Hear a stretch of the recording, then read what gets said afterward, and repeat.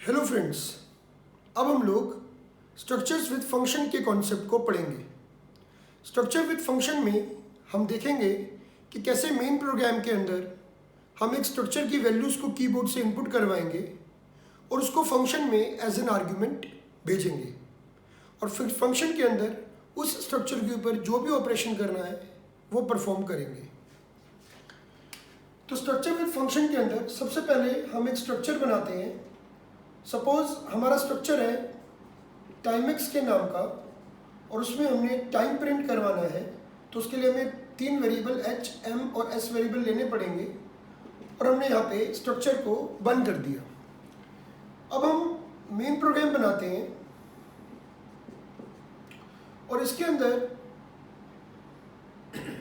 हम एक function declare करते हैं, void show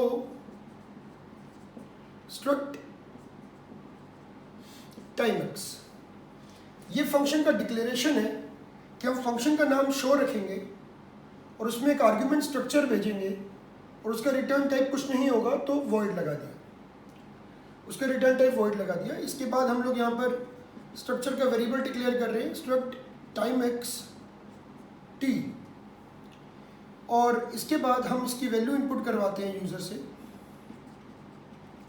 printf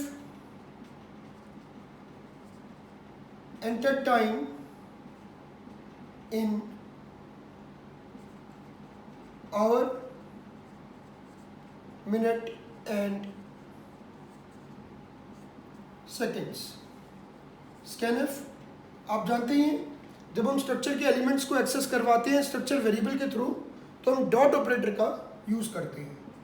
तो percentage D, percentage D, percentage D, ampersand T dot H, ampersand T dot minute के लिए M, ampersand T dot H.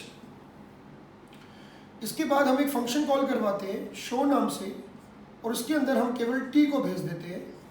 T हमारा पूरा स्ट्रक्चर का वेरिएबल है। एज सच हम चाहें तो हम सिंगल वैल्यू भी भेज सकते हैं, मतलब हम ऐसे भी कर सकते हैं T dot H comma T dot M comma T dot H और उनको फिर 3 डिफरेंट वेरिएबल्स में कैच करवा के उसके बाद उनके ऊपर हम जो भी ऑपरेशन करना चाहें, ऐड करवाना चाहें, प्रिंट करवाना चाहें या कुछ भी अदर थिंग करवाना चाहें तो वो हम करवा सकते हैं। या आप तीनों को अलग अलग भेजने की जगह पर आप सिंगल वेरिएबल टी को भी भेज सकते हैं। तो अब हम यहाँ पे बनाते हैं फंक्शन void शो, स्ट्रक्चर का नाम है टाइम एक्स, दोबारा लिखना पड़ेगा और इसमें आपने मान लीजिए के में आपने कैच करवाया। तो अब जब आप प्रिंट करवाएंगे आवर, मिनट, सेकंड की value, entered time is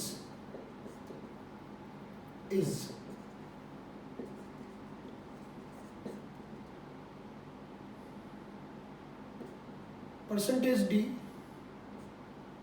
percentage D, percentage D, के डॉट एच, के डॉट एम, के डॉट एस। इसके बाद हमने ये फंक्शन बंद कर दिया। This is the end of function. इस फंक्शन को आप नीचे बनाएंगे, या जगह नहीं है इसलिए मैं साथ में बना दे रहा हूँ, लेकिन आप इसको नीचे बनाएंगे। It calls a function show with the parameter structure variable T. T को कैच किया के ने, आप इसका नाम टी दोबारा ले सकते थे और जहाँ जहाँ टी था वहाँ पे हम के लगा देंगे, उसके थ्रू वैल्यू प्रिंट हो जाएगी। ठीक है, तो कितना सिंपल है किसी स्ट्रक्चर को फंक्शन के अंदर भेजना। जैसे हम किसी नॉर्मल एरे को भेजते हैं, न्यूमेरिक वैल्यू को भेजते हैं, कैरेक्टर को भेजते हैं, स्ट्रिंग्स को भेजते हैं, उसी तरीके से हम स्ट्रक्चर को भी आर्ग्यूमेंट्स में भेज सकते हैं। तो स्ट्रक्चर विद फंक्शन में हमने देखा है कि कैसे हम पास कर सकते हैं पूरे स्ट्रक्चर को। आप इसको अलग अलग भी भेज सकते थे, फिर आपको यहाँ भी चेंज करना पड़ता। हम ऐसे भेज सकते थे T dot H comma T dot M comma T dot S. तो ये 3 माने जाएंगे, एक नहीं माना जाएगा अभी, ये 3 माने जाएंगे। चाहे इसको 3 इंटीजर मान लो तो यहाँ पे 3 इंटीजर में कैच करवाना पड़ेगा आपको, H M S, H H, M M, S S, और उसके थ्रू आप वैल्यू को प्रिंट करवा सकते हो उस केस में। ठीक है ना।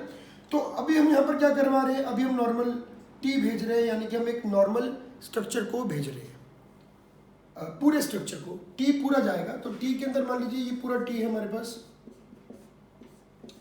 HMS आपने डाला 2:20 तो जब आप T को भेज रहे हैं तो आप ये तीनों वैल्यू भेज रहे हैं, जिसको K होल्ड कर रहा है, K होल्ड कर रहा है, और K भी उनको ऐसे एक्सेस करेगा जैसे T एक्सेस कर रहा है, T.H, T.M, T.S, K.H, K.M और K.S। ठीक है, एक तरीके से आपने अलियास कर दिया, T का नाम आपने चेंज करके K कर दिया, एक तरीके से आप ऐसा समझ लीजिए।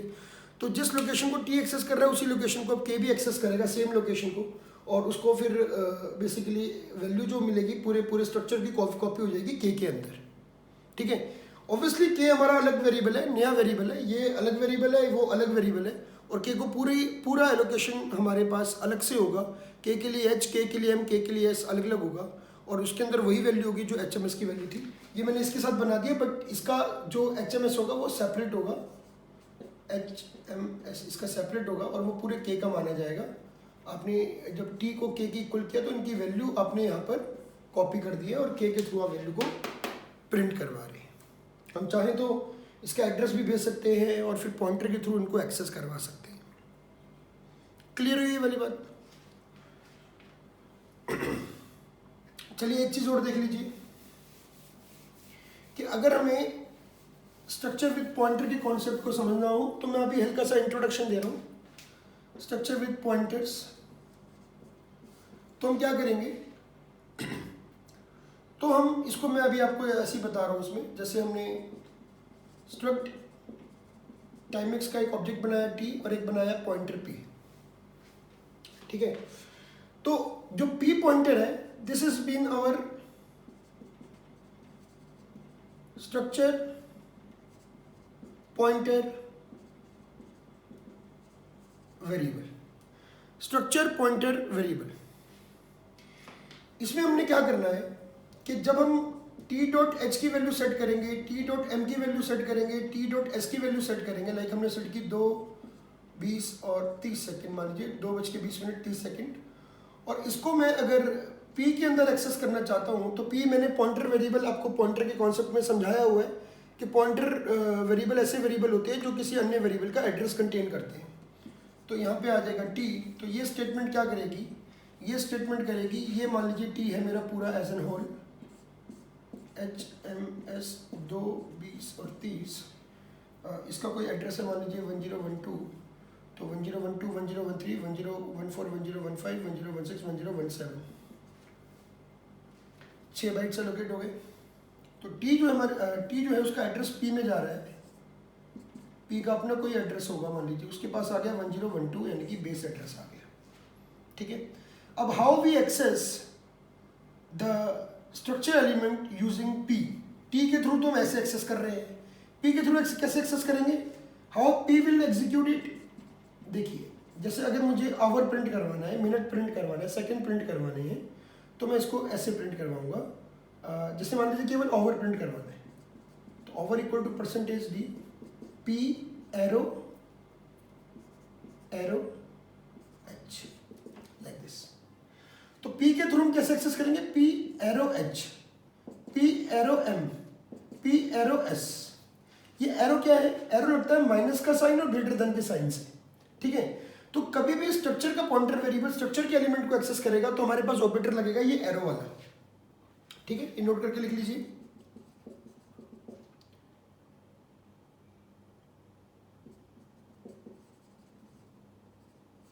Elements of structure if accessed by structure pointer variable, then it is accessed by the arrow operator like P arrow H, और आप कोई भी वैल्यू दे सकते हैं इस तरीके से। और what you can do like pointer P dot H equal to 2, ये भी लाइन स्टेटमेंट भी ठीक है। पॉइंटर P आपने पूरा लगा दिया, फिर डॉट H, ये भी ठीक है, और ये हमारा जनरल वे है, ये भी ठीक है। ठीक है, तो हम किसी भी तरीके से एक्सेस कर सकते हैं। इट्स बीन स्टार्टिंग लाइक कि पॉइंटर का स्ट्रक्चर के साथ कैसे यूज़ करते हैं, इसका फुल फ्लैश प्रोग्राम हम अगली वीडियो में देखेंगे। ठीक है, अभी के लिए इतना ही है। ठीक है, और एक रिक्वेस्ट है आप लोगों से कि हमारे चैनल को आप सब्सक्राइब करिए, और कोई भी अगर आपको इसमें क्वेश्चंस में डाउट आता है तो नीचे कमेंट बॉक्स में ज़रूर लिखिएगा, तो मैं उसका सॉल्यूशन आपको देने की कोशिश करूँगा। Thank you.